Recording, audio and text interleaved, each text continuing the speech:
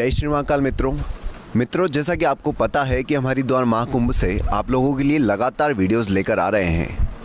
इसी video series में आज हमारे पास एक प्रश्न आया है। उस प्रश्न का उत्तर हम महाराज जी से पूछेंगे। वो प्रश्न है कि महाराज जी, जब हम किसी व्यक्ति से मिलते हैं, कई परिस्थिति हम जाते हैं, हम जब परेशान होते हैं तो वो परिस्थिति हमें उसी परेशानी से रिलेटेड दिखाई देती है। हम जब किसी नकारात्मक परिस्थिति में रहते हैं, नकारात्मक सोच में रहते हैं, तो हमें नकारात्मक व्यक्ति ज़्यादा दिखते हैं। जब हम ज़्यादा खुश होते हैं तो हमें खुशी का ज़्यादा अनुभव होता है। तो इसका क्या है, मतलब ये क्यों ऐसा महसूस होता है हमें? जब हम किसी चीज़ को सोचते हैं तो वही चीज़ हमारे साथ आती है, हमारे चारों तरफ परिवेश में मिलती है हमें। सबसे पहले मनुष्य जो होता है ये जड़ होता है जी। प्रकृति जो होती है चेतन होती है जी। लेकिन मनुष्य जड़ होते हुए भी सक्रिय होता है जी। ये हमारा शरीर जो होता है जड़ है, हमारी इंद्रियां सब जड़ है, फिक्स है। जड़ मतलब फिक्स है। और चेतन प्रकृति चेतन है, ये कोई फिक्स नहीं, आज है कल नहीं है जी। जो आज है कल नहीं है ये प्रकृति कहते हैं। ठीक है, इसमें कुछ भी है। प्रकृति में क्या, प्रकृति में नॉर्मली लोग मानते हैं कि पेड़ पौधे, झरने, पहाड़, ये प्रकृति वो सब प्रकृति है जो अचल है, आज है कल नहीं है, वो सब प्रकृति है जी। अब जब मनुष्य प्रकृति, पुरुष का संयोग प्रकृति से होता है तो उसका जो भी बिंब प्रतिबिंब बनता हमारे मन पे, वो चीज़ हमें महसूस होता है।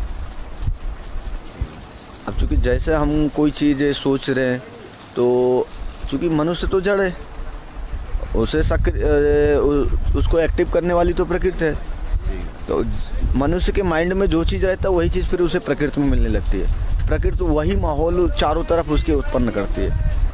हम निगेटिव थिंक लेके चलते हैं तो हमारे परिवेश में आसपास दाएं बाएं सब हमें निगेटिव ही मिलता है। जैसे कभी कभी आपने देखा होगा कि आप घर से निकले और सोचे कि ऐसा कहीं ना हो जाए आज रास्ते में मेरा एक्सीडेंट, मन में कहीं से भी नकारात्मक भाव आ गए तो फिर प्रकृति भी कुछ ना कुछ आपके सामने वैसा ही उत्पन्न कर देती है, वैसे ही सीन बना देती है। आपको कहीं भीड़ भाड़ वाले ज़्यादा इलाके में पहुंचा देती है, आपका कुछ काम ही वैसा पड़ जाएगा, या कहीं से आपको ऐसी जगह से गुजरना होता है जहाँ नहीं जाने लायक होता रास्ता, और आपको नहीं बड़ा एक्सीडेंट तो छोटा सा चोट ही आ जाता है, क्योंकि विचार तो बार बार चोट का ही चल रहा है ना।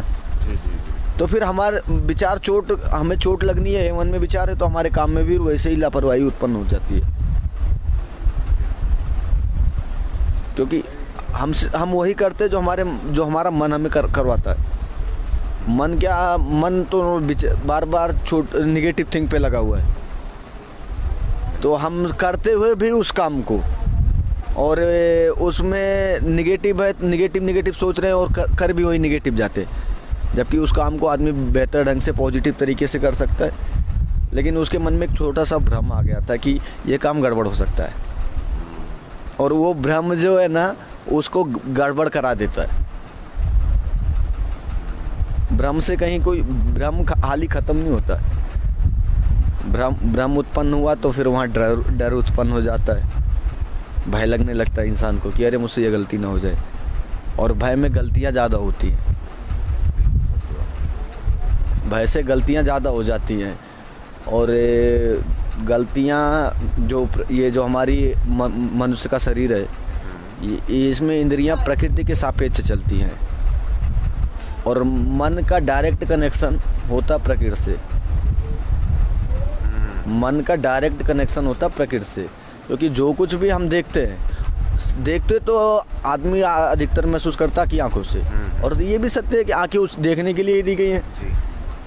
आंखों से देखते हैं, लेकिन वो तब तक काम नहीं करती जब तक आदमी के सीने में मन ना हो, आदमी के शरीर में मन ना हो।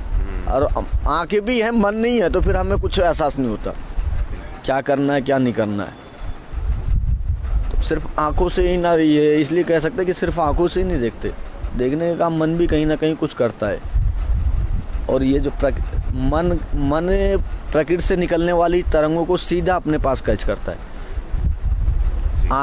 हमने देखा, बाहर बैठे निकले, आंखों से देखे, आँख उस चीज़ का प्रतिबिंब ले जाके मन को बनाता है, और यही क्रिया होती है जब कोई चीज़ बात हमारे मन में चल रही होती है।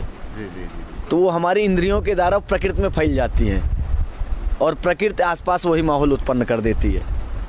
हमने कुछ सुना तो कानों से, लेकिन वो मन पे जाता है, मन उसको एक्सेप्ट करके फिर आगे माइंड को भेज देता है कि ये काम मुझे ऐसे करना है, और यही चीज़ वापस मन करता है कि किसी से कुछ सोचना। अब वो नेगेटिव सोच रहा है तो प्रकृति भी हमें वो वैसा ही सहयोग देती है। पॉजिटिव सोचता है तो प्रकृति भी पॉजिटिव तरह से सहयोग करती है। मतलब इनकी फीलिंग्स नहीं है प्रकृति की कि क्या अच्छा क्या बुरा, वो तो आप जैसा सोचते हैं। मन, ये तो मन से सोचते ना, मन का काम होता है संकल्प विकल्प उठाना जी, किसी के बारे में कोई सवाल रखना। लेकिन मन से सिर्फ सवाल हम उत्पन्न करते, कार्य नहीं करते। कार्य तो फिर हम बुद्धि से करते। मन का काम है संकल्प विकल्प उठाना, बुद्धि का काम है उसको निश्चय करना, ये उचित है या अनुचित है, उसके बारे में सोचना समझना, और फिर इंद्रियों के माध्यम से वो उस कार्य को संपूर्ण करते हैं। तो इसके लिए उपाय क्या किया जाए, मतलब क्या करें कि सब अच्छा हो अपना से, छोटे से? बस इसके लिए एक छोटी सी समाधान कि हम कभी अपने आप को निगेटिव थिंक में नहीं जाना जाए। हमारे साथ बुरा सा भी बुरा हो जाए, हम उसको ये नहीं मानते कि बुरा हो गया, क्योंकि उससे भी बुरा हो सकता था हमारे साथ। अच्छा, मतलब हर नकारात्मकता में एक सकारात्मक होता। अभी किसी का एक्सीडेंट हो जाता तो कहते बड़ा बुरा हुआ, भगवान ने बड़ा बुरा किया।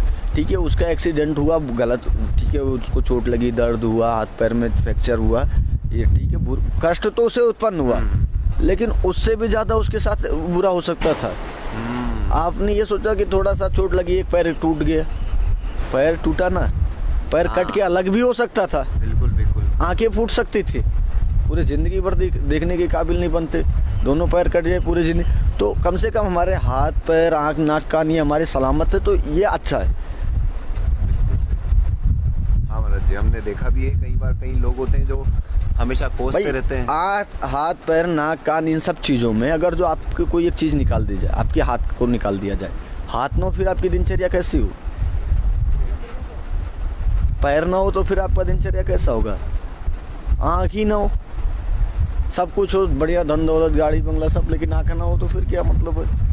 सही बात। तो कम से कम ऊपर वाला जो कुछ भी, भगवान जो कुछ भी करता है वो बुरा नहीं करता है, वो हमेशा अच्छा। और हमें ये बात माननी भी चाहिए कि कितना भी बुरा हो जाए, लेकिन उससे भी ज़्यादा बुरा हो सकता था, कम से कम उसने इतनी मेहरबानी की कि उतने पे ही छोड़ दिया हमें। बिल्कुल सत्य। और जो बुरा किया वो हमारे कर्मों ने किया, उसने कुछ नहीं किया। ये तो सत्य है कि भगवान कृष्ण ने कहते कि बिना मेरी मर्जी के एक पत्ता भी नहीं हिलता, लेकिन उन्होंने ये भी कहा है कि मनुष्य कर्म करने के लिए स्वच्छंद है। मनुष्य जो कर्म करता है उसमें उसकी मर्जी होती है, मेरा कोई इंटरफेयर नहीं होता कि उसे कोई कर्म करने के लिए मैं बाध्य करता हूँ, लेकिन वो बाध्य होता अपने पूर्व कर्मों से। जो उसके प्रारब्ध का होगा वही उसके सामने आगे के हालात बनेंगे और इसी हिसाब से वो कर्म करता है। उसमें कोई विशेष होता है जो अपने प्रारब्ध को सुधार के और साधना कर्म में लगता है। ये भी गुरु कृपा से ही भगवान से। ये कोई विशेष होता है, एक आध कोई, ये हर एक पे थोड़ी नया हो सकता ये। अब कुछ प्रकृति भी कुछ चीज़ें स्पेशल बना के देती है। बिल्कुल बिल्कुल। तो उसमें से प्रकृति भी एक आध जीवात्मा को तो ऐसा स्पेशल बनाती है, ऐसा विशेष, जो कि भटके हुए रास्ते से सही रास्ते पे लौट जाता है।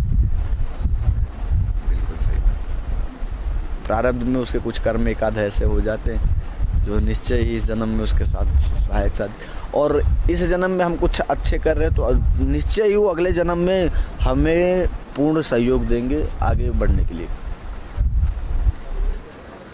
तो चलिए साथियों, फिलहाल के लिए इतना ही। मिलते हैं एक नए रोचक प्रश्न के साथ। जय श्री महाकाल।